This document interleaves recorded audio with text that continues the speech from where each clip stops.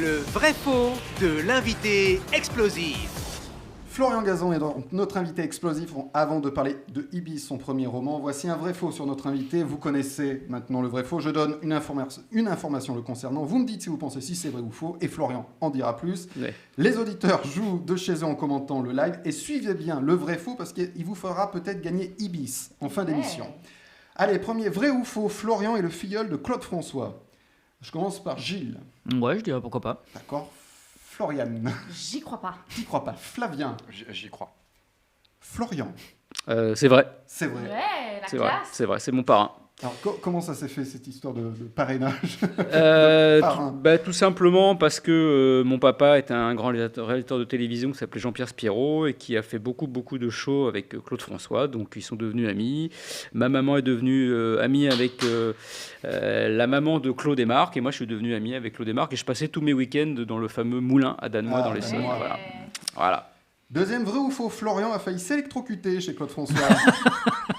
Je commence par Flavien. La vanne est cool. Je dirais j'y crois pas. Gilles, J'y crois pas beaucoup. méfiez-vous quand même. Ouais. Moi, j'y crois. T'y crois. Pleine Alors, Florian. Alors non, j'ai pas failli m'électrocuter, mais j'ai failli me noyer dans la piscine de Claude François, ce qui est quand même assez classe. Ouais.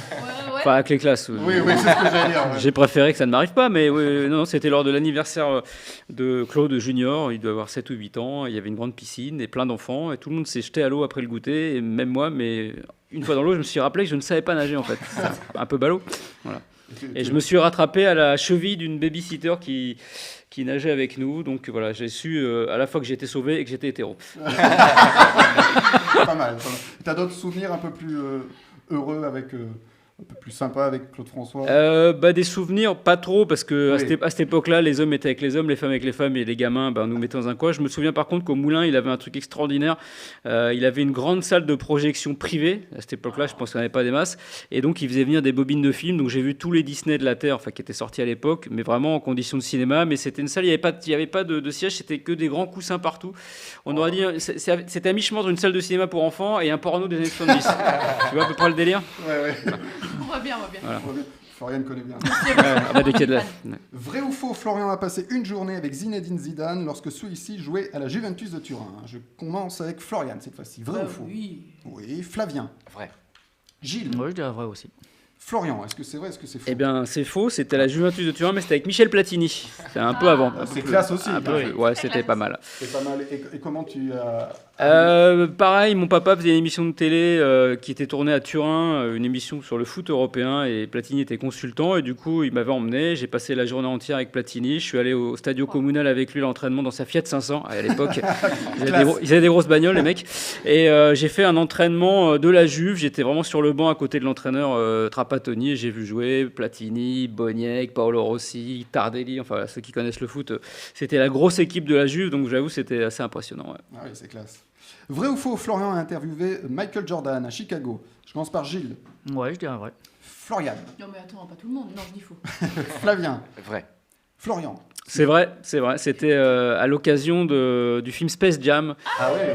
le fameux film donc avec Michael Jordan et Bugs Bunny et Daffy Duck, et c'était assez marrant parce que j'ai été interdit de promo pour la Warner à la suite de cette interview, parce qu'en fait c'était des interviews américaines hyper méga cadrées, donc t'as 5 minutes, il faut donner tes questions, enfin faut pas sortir du cadre, et moi j'avais planqué des trucs et je lui ai sorti des accessoires parce que je voulais pas faire une interview où il allait répondre pour la millième fois qu'il était très content, et donc notamment j'avais sorti les poupées, le merchandising, sa poupée du film, pour lui montrer en lui disant qu'est-ce qu'il en pensait, et ça l'avait fait marrer. Il m'a dit qu'il kiffait que ses enfants voient jouer avec la poupée, etc. Et alors l'attaché de presse me regardait avec des yeux du style toi t'es mort, et du coup j'étais interdit de promo, mais j'ai ramené une super interview.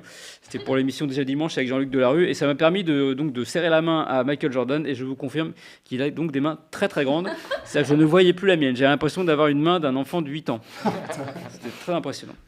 Eh bien justement, vrai ou faux, ce même jour, Florian a failli se faire tabasser par les gardes du corps de Michael Jordan. Flavien, tu dirais vrai ou faux? Faux. Gilles. Ouais, je dirais faux aussi. Florian. Oui, bien sûr. Pourquoi t'as sorti la poupée? Moi, j'y crois.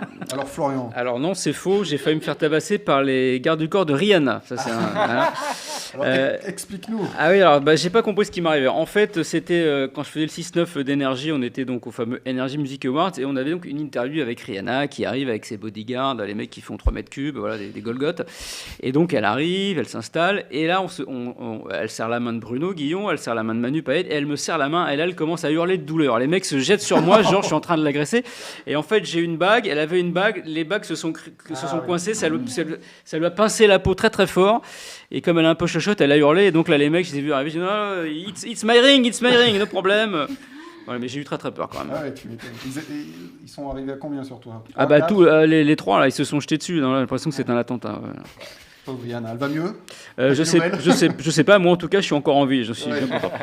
Allez, dernier vrai ou faux, Florian a fait un featuring avec Akhenaton de IAM.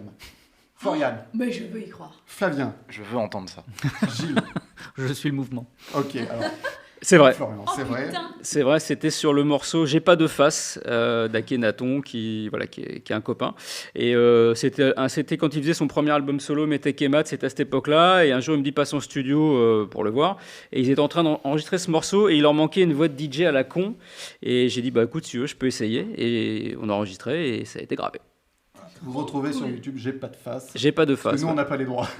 Ah d'accord. Ah, c'est le 1, hein, c'est pas le 2. Il y a eu Le un 1. deuxième, c'est le 1, j'ai pas de face. Et t'as écrit des paroles de chansons aussi. Oui, tout J'ai à vu fait. pour Clara Morgan, Christophe Maé, Sheila. Oui, je fais. Le dernier album. Oui, c'est une forme. Non, pas le dernier. Il y a une forme de cohérence artistique, hein, tu notes. Oui. Oui, non, surtout pour Christophe Maé, qui est un copain. Sheila, c'était par le guitariste de Christophe Maé. Et bon, je respecte quand même l'énorme carrière de Sheila. Elle a quand même fait des morceaux avec Chic, hein, Spacer et tout ça, c'est quand même pas mal.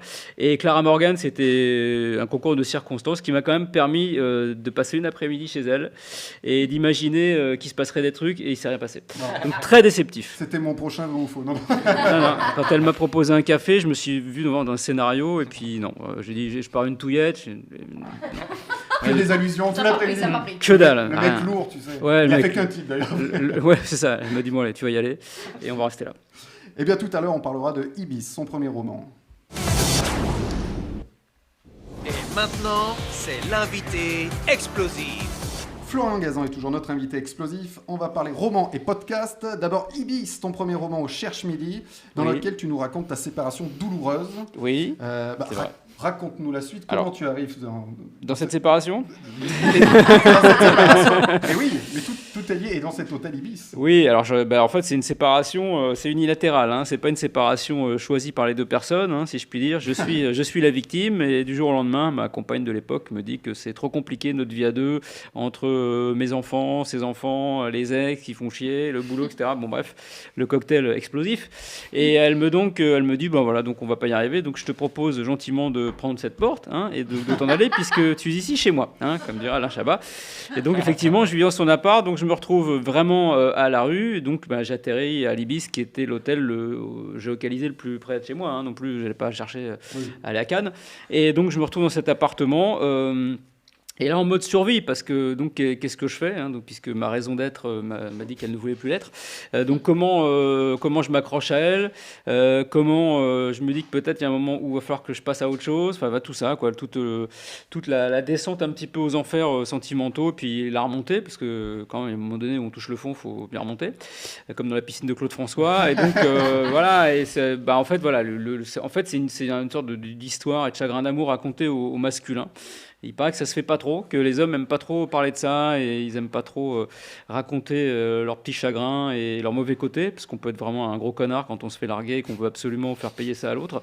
Donc j'ai essayé d'être le plus honnête possible. Donc voilà, c'est pas forcément un roman où j'apparais sous mes meilleurs côtés tout le temps, mais c'est ce qui était important pour moi.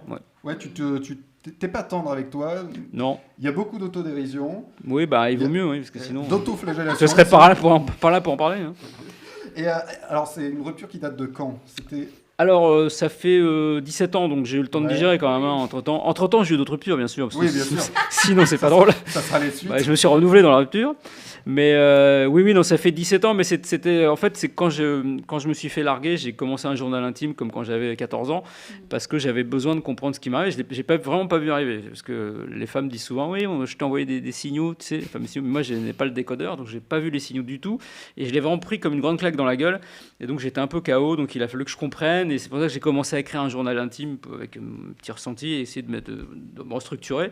Et il y a 2-3 ans, je suis retombé sur ce manuscrit, ce journal intime, en rangeant mon ordinateur, le fameux dossier impôt 2012, je mettais mes photos de cul et j'avais dû glisser ce truc.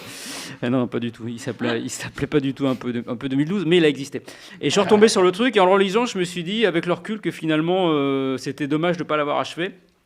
Donc je l'ai repris, je l'ai présenté au Cherche Midi, ils m'ont dit, bon, maintenant c'est bien, mais il faut en faire un roman. Donc tout reprendre pour raconter une histoire et pas uniquement dans un ressenti intime.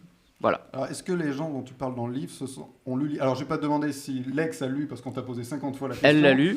Elle l'a lu, ça y est. Elle l'a lu, mais par contre, alors ce que j'ai jamais dit, c'est que je ne sais pas ce qu'elle en a pensé. Ah, voilà, c'est ça. Et non, mais je m'entends très bien avec elle, puisque on a eu un enfant, et on se voit régulièrement, on s'entend très très bien, mais il y a une forme de pudeur, ou peut-être de flip, de savoir ce qu'elle en a vraiment pensé, même si dans le livre, je pense qu'elle n'a pas vraiment le mauvais rôle. Pour le coup, je pense que si elle me dit qu'elle n'a pas aimé, je vais pas bien le vivre.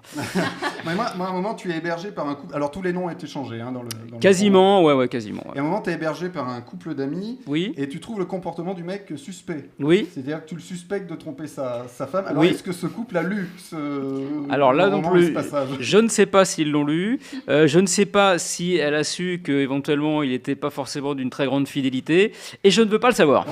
Ils sont toujours ensemble Oui, en plus, ils sont toujours ensemble et je les croise. Merde. On peut pas couper.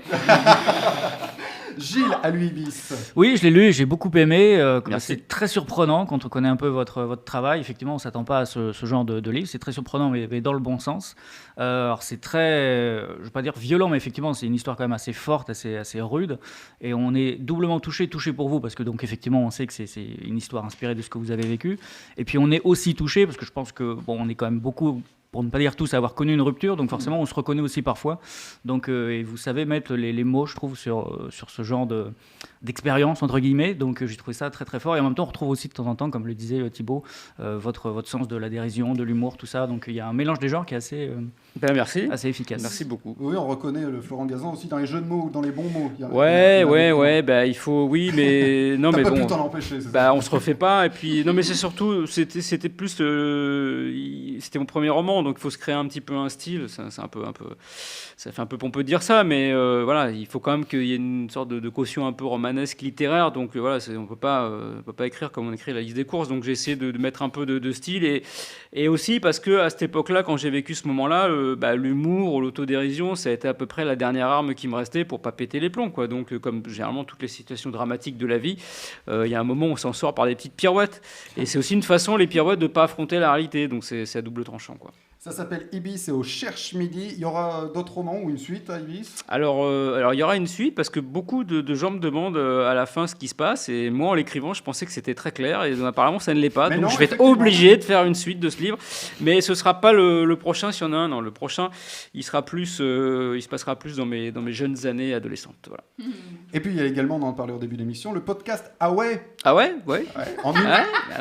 En une minute, tu réponds aux questions existentielles ou absurdes qui nous taraudent. Exactement. J'aime bien ce genre de petites infos qu'on se raconte dans les dîners, dans la machine à café, des trucs un peu surprenants, étonnants. J'avoue que je suis le premier client de ces trucs-là, parce que j'aime bien aller chercher et trouver des trucs, l'origine de tel ou tel nom, pourquoi dans tel film ceci, pourquoi tel acteur cela, pourquoi est-ce que le ciel est bleu, question con que posent tous les gamins, mais finalement jusqu'à la semaine dernière je savais pas vraiment. Donc ça y est, j'ai la réponse. Ça y est. Ça y est, si vous avez un gamin, vous me l'emmenez. Je sais pourquoi le ciel est bleu, mais j'aime bien ce genre de petites choses qui sont pas forcément futiles. On apprend des trucs vraiment, vraiment intéressants, et souvent c'est des questions qu'on s'est tous posées, mais on n'a jamais fait l'effort d'aller chercher la réponse. Donc je le fais pour nous. Je le fais pour vous, voilà. J'ai un petit extrait du teaser. Salut, c'est Florian Gazan.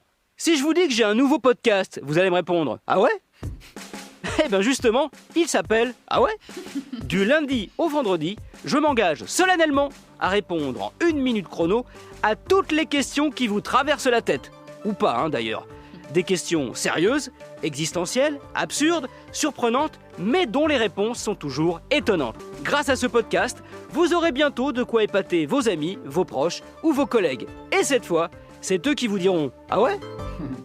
Ben voilà, vous pouvez donc écouter Florian en podcast ou le lire, Ibis, au Cherche Midi. On peut même faire les deux en même temps, mais c'est plus complexe.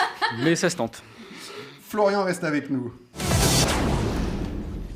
Et maintenant, c'est l'interview explosive.